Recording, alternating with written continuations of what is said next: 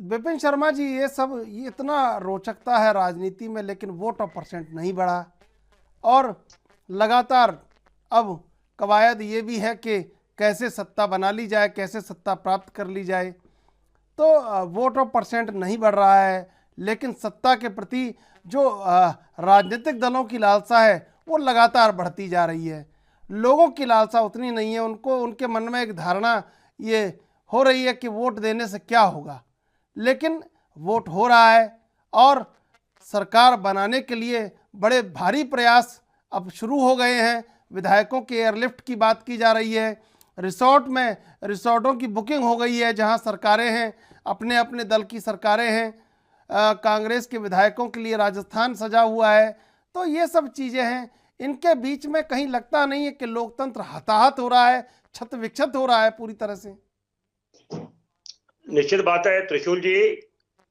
कुछ समय पहले जब हमारी माननीय सर्वोच्च न्यायालय ने एक टिप्पणी करी थी सीबीआई को लेकर, सेंट्रल ब्यूरो ऑफ इन्वेस्टिगेशन को लेकर, बोला था ये वो तोता है जो पिंजरे में बंद है, केज्ड पैरेट है।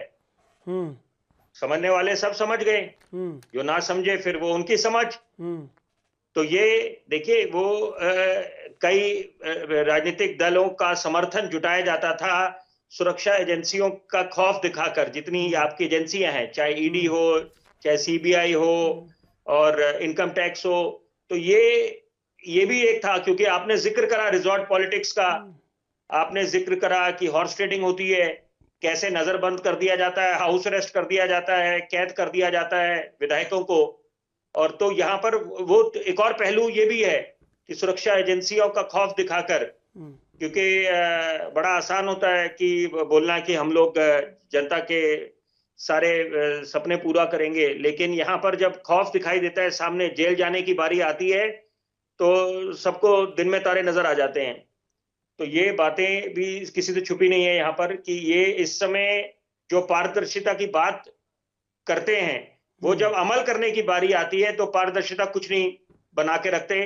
और जवाबदेही जो नेताओं की बनती है कि वो जनता के जो प्रश्न हैं, सवाल जो हैं, उनका वो उत्तर दें कि वो उनकी उम्मीदों में कितने खरे उतरे। अगर उनसे जनता सवाल पूछे कि आपने सत्ता पाने के लिए क्या क्या हथकंडे अपनाए, या आपने कौन कौन से क्या वो रास्ता कैसे आया, आपके पास तो इतना ये जो आपका वोट शेयर था वो तो इतना वोट शेयर था, इतने आपको सीटें मिली, उसके बाद आपने सरकार कैसे बनाई, तो वो किसी के पास उत्तर नहीं होगा यहाँ पर। और क्योंकि अभी इंदुकांत दीक्षित जी बात बोल रहे थे, उस बात को मैं आगे पूरा करूंगा कि महाराष्ट्र की बात करें खास तौर पे और कर्नाटक की बात करें, तो वहां पर सिंगल लार्जेस्ट पार्टी भाजपा उभरी थी। गोवा की और हुआ क्या, उल्टा हुआ। हाँ, गोवा की भी बिल्कुल, वो भी उन्होंने बात करी थी, बिल्कुल सही बात है।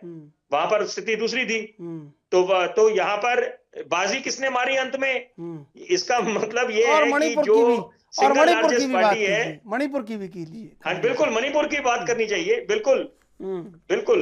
यहाँ जब बात चली है तो फिर वो बात खुल के होनी चाहिए। सब मैंने तो वही आपको शुरुआती इस चर्चा में बोला, कोई राजनीतिक दल इस चीज से परे नहीं है। ये सब बात सब पे लागू होती है कि पारदर्शिता सिर्फ बोलने के लिए होती है, ठीक बात, लेकिन जब अमल करने की बारी आती है तो सब लोग हाथ खड़े कर देते हैं और सब लोग ऐसा दर्शाते हैं कि उनका पाक दामन बिल्कुल पाक साफ है। जबकि इसके विपरीत है कि सिर्फ आप सफेद कपड़े पहनने से इसका मतलब ये नहीं है कि जनता समझेगी कि बिल्कुल आपकी छवि बिल्कुल साफ सुथरी है। उसके पीछे आपने जो सत्ता पे काबिज हुए हैं, ये हर एक पे बात लागू होती है। यहाँ पर सबकी जवाबदेही बनती है और यहाँ पर अब चर्चा होनी चाहिए इस पे। लोकतंत्र का मतलब क्या है? जब तक लोकतंत्र में चर्चा ना हो, खुले मन पे खुले मंच ना हो बात करने का, जनता सवाल ना पूछ पाए, तो फिर लोकतंत्र की तो धज्जियां उड़ जाती हैं, लोकतंत्र का मायने क्या रह जाते हैं। ठीक बात। यहाँ पर अब वक्त आ गया है कि आपको रिफॉर्म्स लाने पड़ेंगे। लोकपाल की बात चली थी, लोकपाल बिल लाने की। कौन रिफॉर्म्स, तो यहाँ पर रिफॉर्म्स कौन लाएगा? रिफॉर्म्स लाने वाले लोग तो अगवा होने के लिए तैयार हैं। और आप देखिए, अगवा होने के बाद ना कोई एफआईआर होगी, अगवा करने वाला भी खुश, अगवा होने वाला भी खुश, और नजरबंद करने वाला भी खुश और नजरबंद होने वाला भी खुश। ये कैसा, देखिए आप लोकतंत्र का कैसा विद्रूप चेहरा। मैं आऊंगा विपिन जी आपके पास।